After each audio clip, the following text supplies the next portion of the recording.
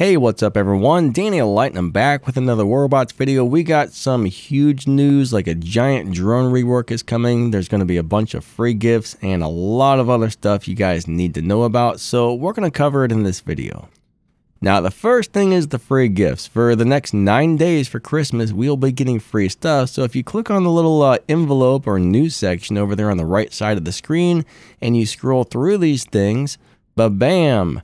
Gifts for free. We got a shell and a paint job as the first one, so every day for the next, I think, 9 days, if I'm reading this correctly, yeah, until the 24th, we're going to get free gifts. So make sure you log in daily to get all your free stuff. I think there's going to be weapons and all kinds of cool stuff coming as well. Now, we all knew the drone rework was coming. They've been talking about this for months, and things are going to change big time. Drones are no longer going to have microchips.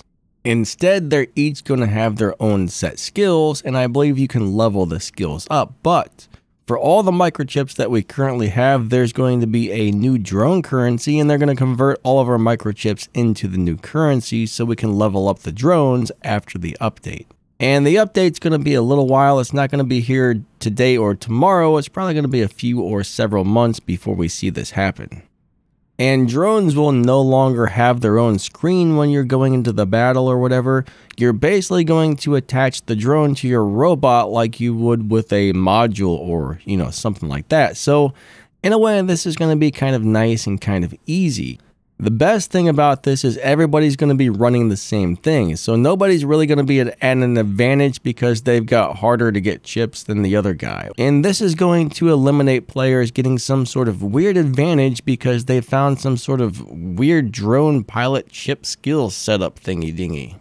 So next time you see Johnny John over there doing like 5,000% damage, you're going to know it's not a drone chip pilot combination thing that he found that's giving him a huge advantage, and those are out there on certain setups. So that's going to eliminate that kind of thing from happening and kind of keep things a little more fair. Now, there is going to be a new currency for upgrading the drones, and all our microchips are going to be turned into that currency. So as long as they give us proper compensation by giving us enough of the new currency for the chips that we have, I actually think the drone rework is going to be a really good thing because there's a lot of weird things that do happen with these drone setups. And getting that off of the battlefield is going to be really good. And this is also going to really simplify things. It's not going to be confusing as to which chips to install anymore. So I think the drone rework is going to be a good thing as long as we get proper compensation for our microchips and they don't make the currency too hard to get. So as long as they do this properly, I think the game needs this microchip rework. Next up, there's going to be a new computer versus player mode with the crazy little spiders coming out. They kind of took that little game we had that nobody really liked and they're changing it into something awesome. And they say all the robots hanging out in our back hangar doing nothing that we don't use anymore. The PvE mode is going to give us a reason to use those robots again, which is kind of cool. Every week there's supposed to be a bunch of challenges with really awesome rewards for this player versus environment mode or player versus computer mode or whatever you'd like to call it, but that's what PvE stands for basically. Next we have the crazy new spider robot which flies, and when it jumps or lands or whatever it does, it leaves teleportation portals and your teammates just can walk through the portal. So let's just say your robot's on point A, it goes across the map, lands on point B. There's now going to be a portal from point A to B that your teammates and you can just walk through to teleport back and forth. But you definitely don't want to teleport into the lava like these guys. I just stole all the photos from War Robots video announcement about all this stuff, but you know what? I know a lot of you guys don't watch that or don't see that, so I made my own and stole their photos. Ha ha ha ha. Next thing is they're going to be adding a Hellburner pilot, and I think it's going to make him explode more or do more damage or something like that. So this might bring the Hellburner back to the game. They're adding a lot of stuff in to take some of these older robots and make them usable again, which is really cool. So there's a new Titan coming out yet again. I don't really know much about it, but they are working on a new Titan, and they're still working on bringing the Yamato map back. They're having some issues with it or whatever, but we will see Yamato as a finished map sometime pretty soon, we hope. And finally, there is a new task and quest system coming, which looks kind of cool. Here's a photo of that. And unfortunately, it does look like it's maybe going to make you change your hanger around. For example, on that photo, you see use Yandy bots to do this. I know so many people who don't bother doing tasks or buying operation passes because they don't want to have to change their robots or their hangers around. They think it's ridiculous and they don't want to mess with stuff. So they just skip it completely. And yeah, I mean, they're losing money by making us change our hangers around, in my opinion. So Pixonic, cut out the task where we have to use certain types of robots and stuff like that.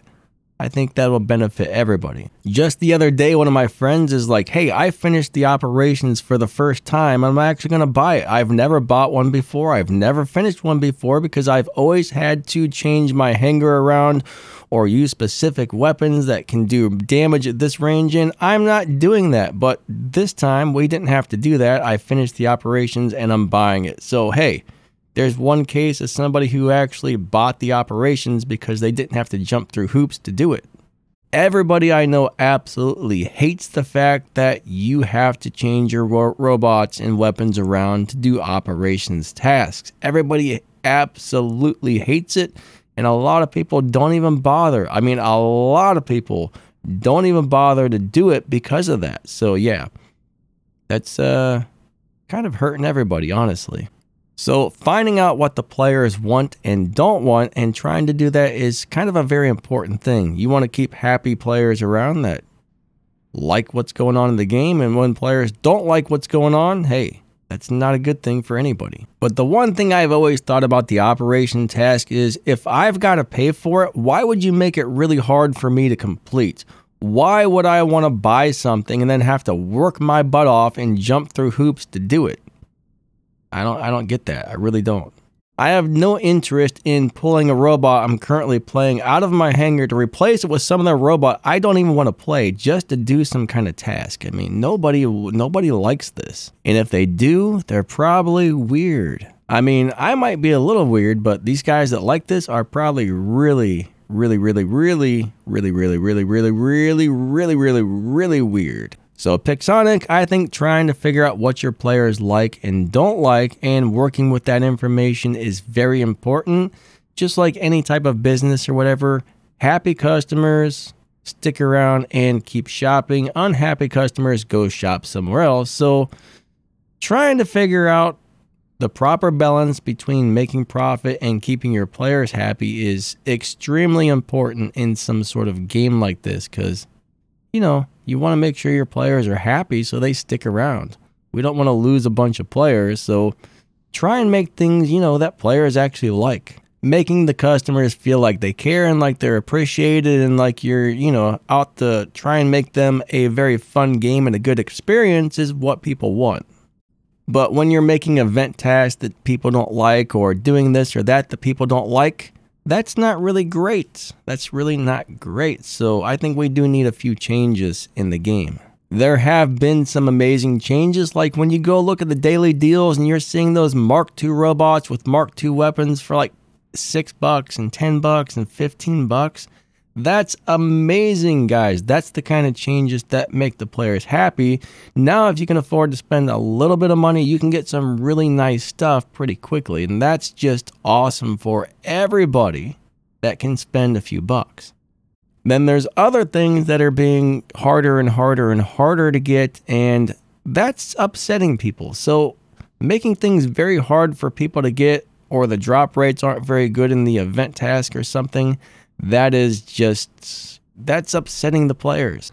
I would really love to see you guys focusing on making the game better for the player, get rid of the bugs, the glitches, get rid of the hackers. I know you guys are working on an anti-cheat, and I think maybe it'll be ready soon. I don't know. I definitely hope so, but we need that ASAP because that's getting out of hand.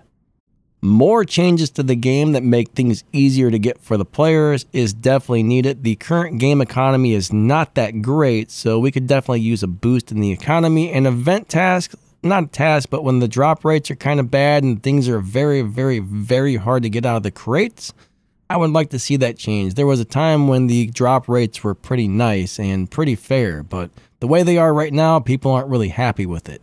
But I would just love to see some more changes around making a good player experience added to the game.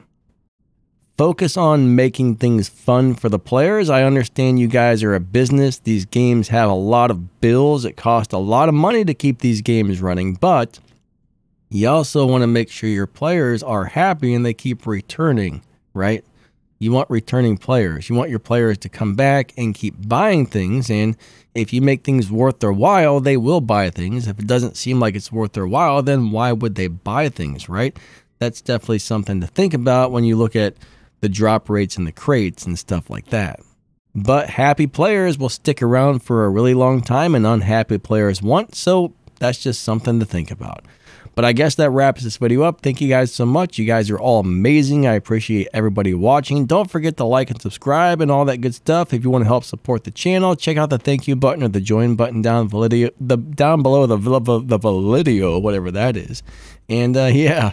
You can find a link to the Danny Lightning merch store in the video's description, some Amazon links where if you purchase something, I get a small commission off of the purchase. So if you want to buy something on Amazon and there's something on one of those lists that look good, hey, maybe get it off of there. If not, that's just fine too. You know, if you can, cool. If you can't, cool. But you guys are super amazing. I appreciate each and every one of you and have an amazing day. Lightning out. See ya.